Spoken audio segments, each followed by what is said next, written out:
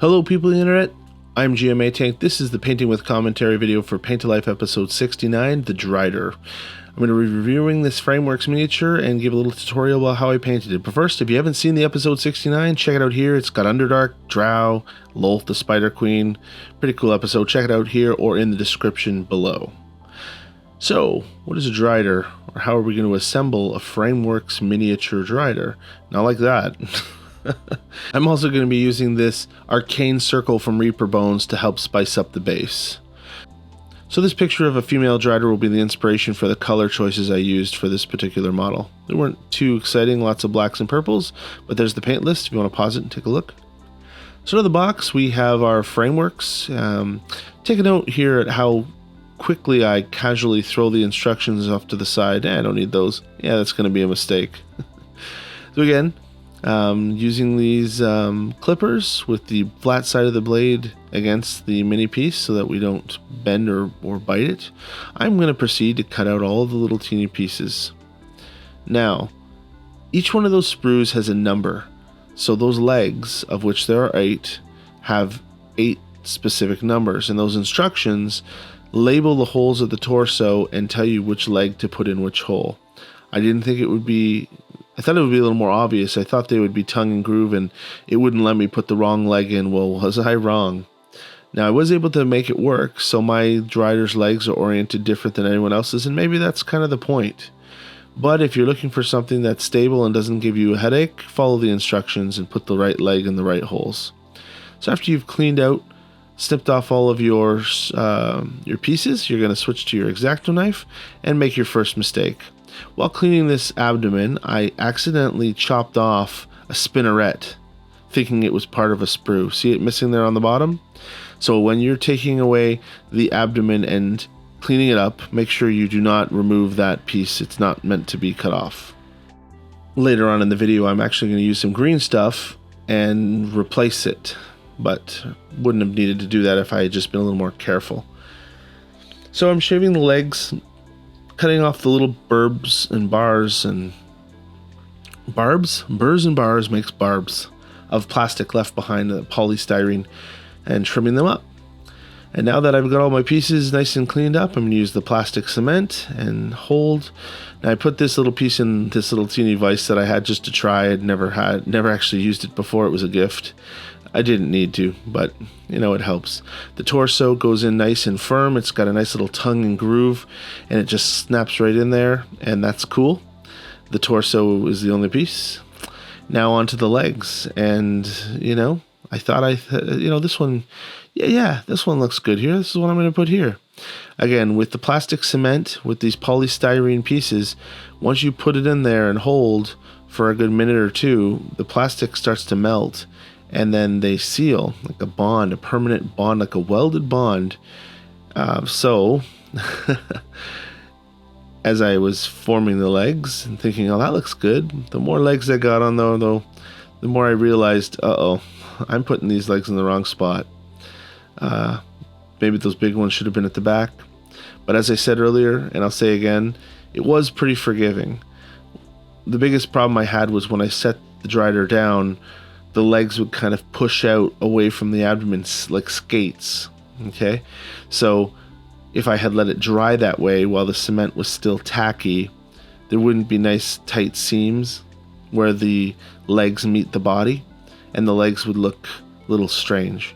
So I had to hold them tight, make sure they bonded properly, and then every once in a while set her down just like I did there to see, and it pushed all the legs around. You know, see how it's a little wobbly? You can kind of catch it in the video here. So anytime you're putting together something with legs, this is going to happen, especially when it has 8. Ultimately, though, by setting it down to rest before it had completely dried, I was able to get the legs oriented all in the right direction, all pushing down on the ground without causing the Drider to arc up on its hind legs, if you will, or whatever, what have you. But I'm sure if I'd followed the instructions, it would have been a little bit more of an easy go. So this Frameworks Mini is a little more advanced for that reason. And as you can see, as I set it down and it kind of the weight of it causing the cement to move, just stay patient, have fun with it. Remember, This is not meant to be stressful. It's meant to be enjoyable. And know that when you're done, look at that logjam of legs I have there. When I was done, I had a one-of-a-kind Drider that no one else will ever have. Because not only do I have legs in random different positions than everyone else, even if you did happen to put your legs in the same positions as mine, because I kept putting it down and pushing them out and skating and however you want to describe it, they are definitely unique. But all in all, it will work out for you. Next up, it's time for the heads, or head I should say. There were two. I was going for a female. It had longer hair. The other one had a ponytail, so I suppose it could have also been female. But I just liked the flow of this hair, so I used that one. I toyed around with the idea of using the bow and the pieces that I didn't use, which we'll see later. But I really like this fairy fire kind of spell effect. And the sword just kind of complements that well, and it actually goes right well with my inspiration picture from the beginning. So I decided to go with the sword in her right hand and her fairy fire in her left. Now a little bit of green stuff to remake those spinnerets on her waist, and actually to fill the seams as well. So you can see the seam along the abdomen. It's pretty big, the gap. So using some green stuff, feed it in there and use some sculpting tools to push down, add lots of water. I'm working on the hill giant right now, and I used too much green stuff. I was getting a little too cocky with how I was doing. This one turned out really well. As you see, not only am I pushing it intensely down with those silicone mold tools, but I've got a little trick at the end to texturize it so that it takes the same kind of texture as this Drider's abdomen, and it worked out great. So I think I left this project with a little bit too much panache, took it to the hill giant, and then proceeded to clog him up with green stuff, which even after I've been painting him and basing him, I can still see. So this is what the learning process is all about. You do need to put gap filler in there, but you want to make sure that you press down hard enough with your relevant tools so that it doesn't stick out and look like you've got a zipper down the thing's back. Now here's me forming the replacement spinneret to mirror the one across from it that I broke. This is a little tedious, and it's very difficult to shape the tiny one that's molded of the polystyrene with the green stuff. So what I ended up doing was just chopping off the second one as well, and then molding two of my own to repair the damage I'd caused. And this little teeny sponge cap that I have, it's just like foam. I press down on my finished green stuff, and it leaves that little spongy pattern, and we're good. So there it is, pre-primed. My legs, you can stand. That's awesome. Here's the Nozel's Marvelous Miniatures Drider for comparison. And then the frameworks. And these are the parts that I chose not to use. The bow, little teeny spider piles, an extra head. Really nothing that exciting, to be honest. I don't know if I'll be able to use those in kit bashing opportunities, but if I will, I have them now. So now on to my airbrush to prime this with a Baden Black to start. And special thanks to Paint to Life viewer who told me to use the white inks with priming. I never knew that, and it was really good. So when it was finished and it was black like this, then I can use white ink instead of paint in my airbrush, which I'm about to do here, and get a really nice dusting of contrast for a zenithal highlight, a zenithal prime, as opposed to the clumpy speckles from the rattlekins I used to get. So now I'm adding a little bit more to the abdomen, holding it in my hand, and also going to use this ink to actually paint some areas of this Drider white, like that hair, for example. And the ink is just so bright, and it's here and it's in my hand, so I might as well target it as much as possible, and let's see how that goes.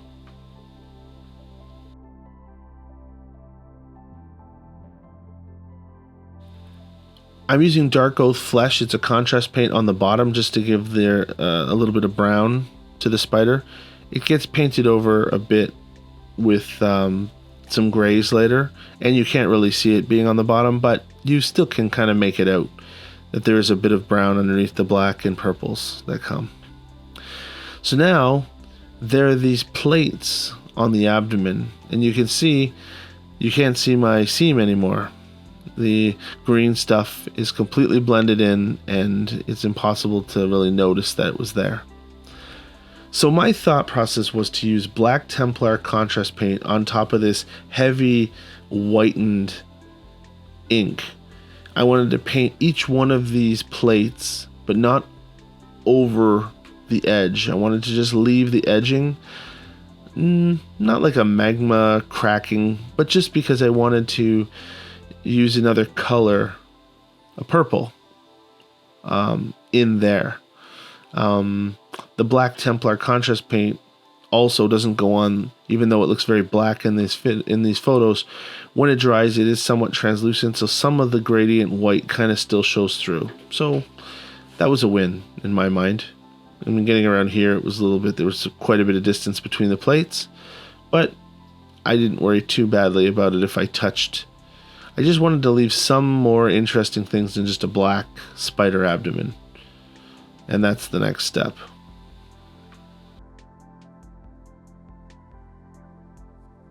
Also going to hit the tops of the legs with the black Templar as well. I'm not going down to where the claws would hit the stone, because I have a different opinion or a different idea of how I'm going to do those claws with gray and then some object source lighting to highlight the blue glow of the runes and the pink glow of the fairy fire.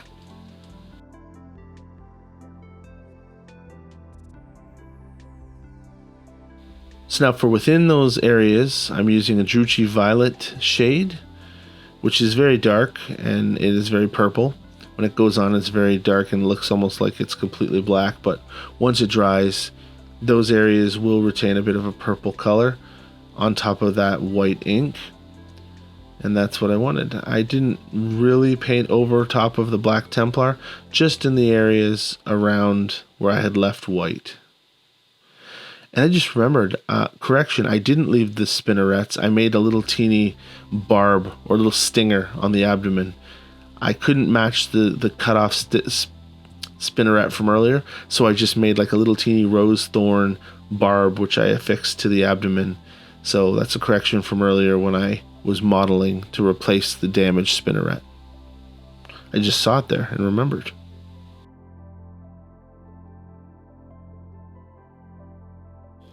Now to bring a bit of texture back to this abdomen, I'm using a Slaanesh gray dry brushed on. There are all kinds of little pits and chitinous looking bumps and nodules on the carapace of the spider, and using a dry brush is a great way of allowing those to show through even after you've black on blacked it with a little bit of purple. And that's the point of this.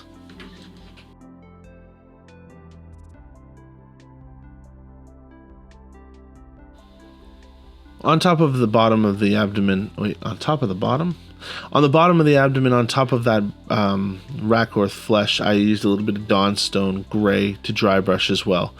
Kind of gives it that still earthy look, but with the nodules glowed up, right? So now for the skin of the Drider, Warpfield gray is the color that I'm using. There are exposed arms and a face. She's wearing a breastplate, which is going to get some armor treatment. The exposed arms could be robes, I believe, but the truth is she's wearing like a band on that one on her right hand.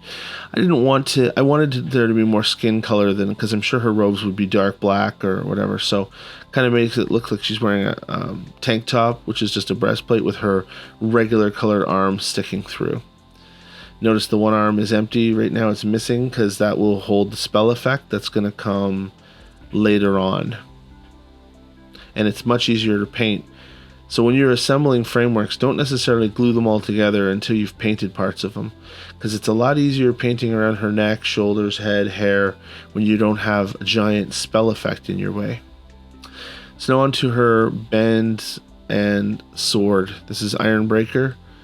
Kind of a darker, dirtier, metallic color. and we'll treat it with a little bit of Nuln Oil in the next step to darken it up a little more. Any area on her breastplate or her iron bands will also get a little treatment of this metallic as well. Now for the Nuln Oil of which I spoke, just to give that metallic more of a dark appearance. I also splashed in a little Druchii Violet in here as well, to areas on top of her black breastplate, and just to bring some of the purple back to the black. But the Drow create their own magical weapons, and they're all infused with shadow, and they eventually break down if ever taken to the surface world, so did not want to have very bright and reflective metallics as her metal accents, hence the Nuln Oil to dirty it down in a dark kind of shadowy way.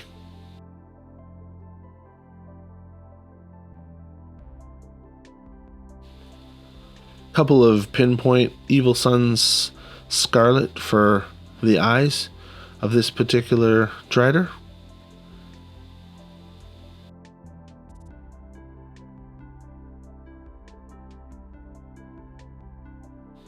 Now onto the spell effect that's going to be in her hand, some Xurus purple to start. This was not a transparent piece, it's just flat gray which got prime black.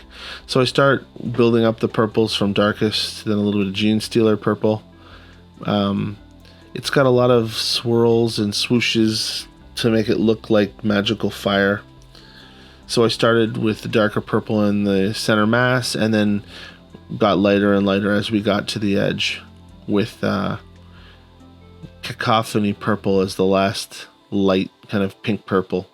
And then ultimately we'll dry brush this later, and it'll be the source of our OSR lighting for the Drider as well as its base.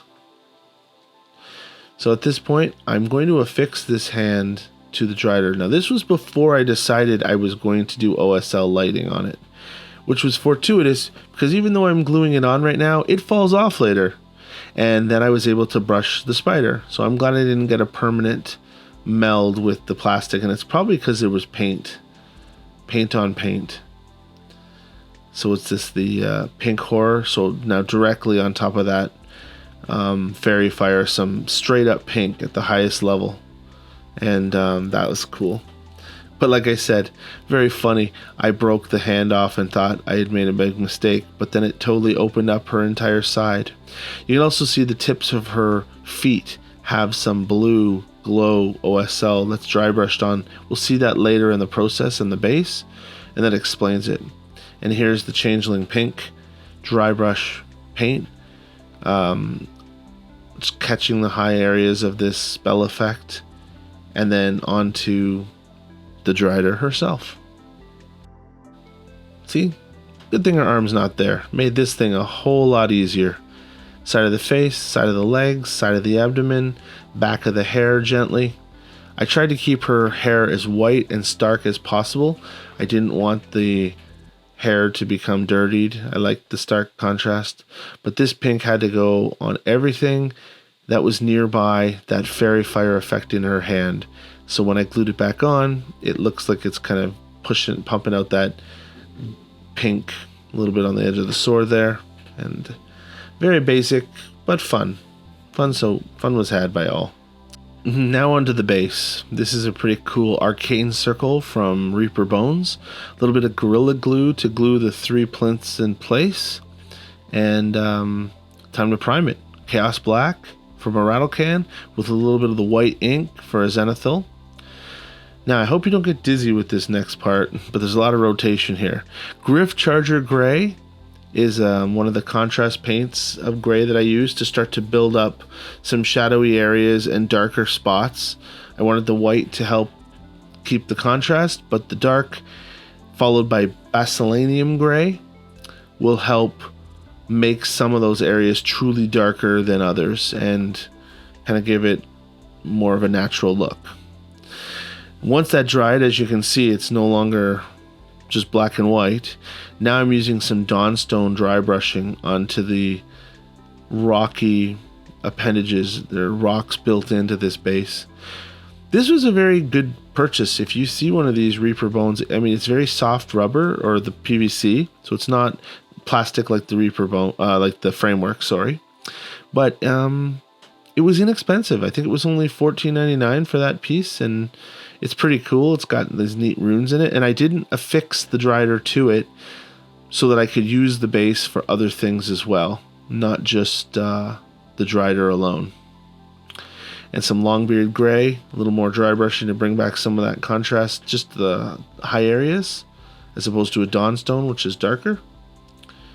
And then it's on to start to paint in all those little runic symbols around the base. And that's what I'm going to be using Baharath Blue.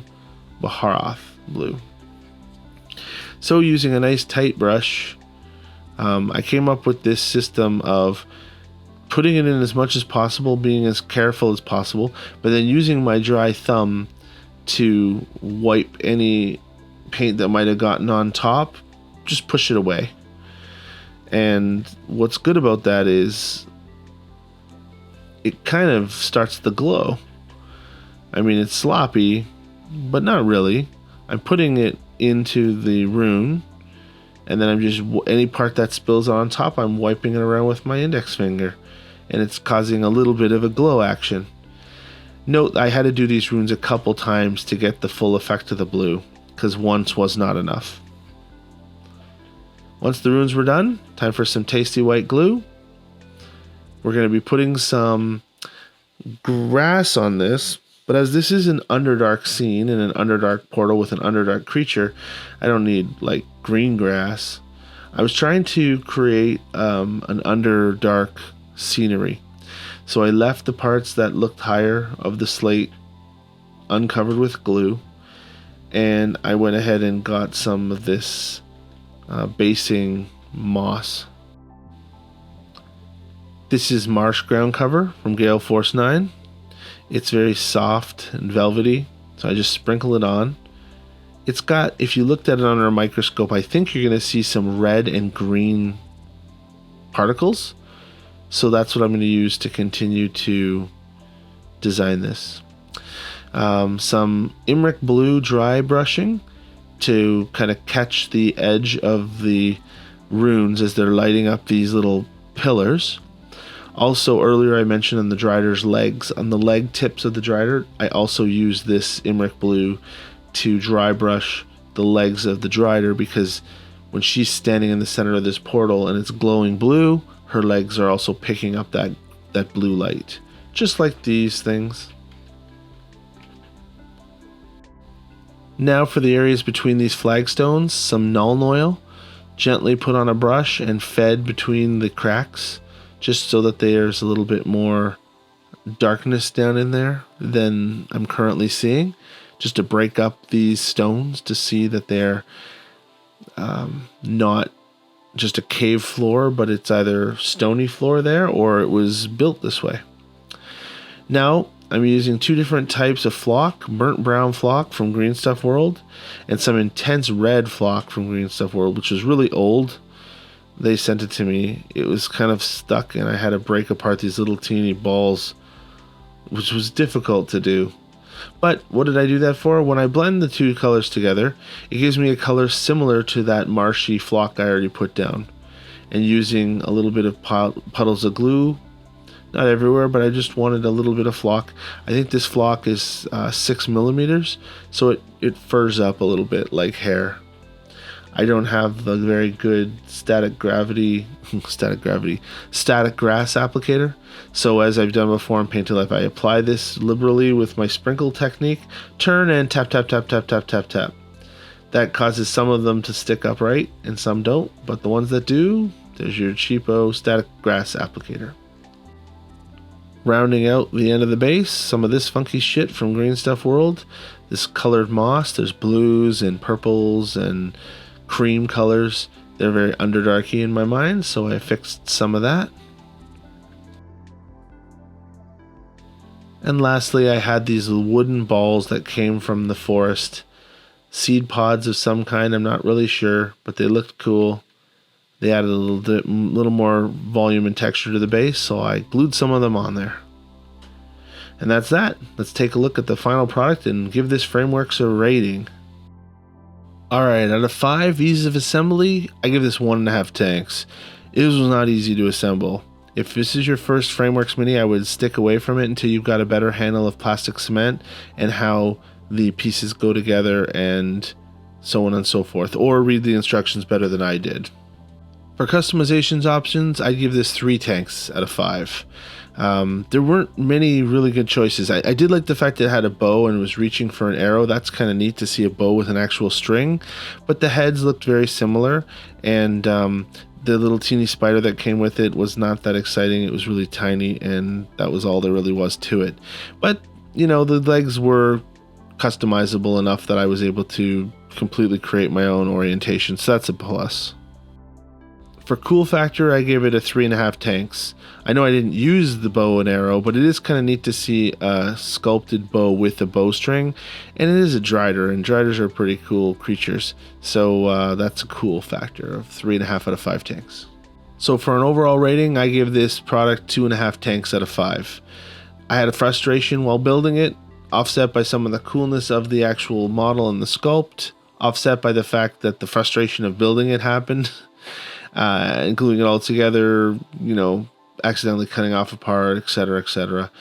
So, not my favorite Frameworks mini of the bunch so far, but I'm glad I did it, and I'm glad that I was able to share it with you today. I really enjoyed the episode on Paint to Life that my wife and daughter voiced with me. So, as I said, if you didn't see that, you should check it out. Drow and Underdark and Driders and Lolth, very cool subject matter. Other than that, I'll just end right now with some stills of the shot and look forward to see you in our next Paint to Life video. I'm GM Atank. Wash your hands, people.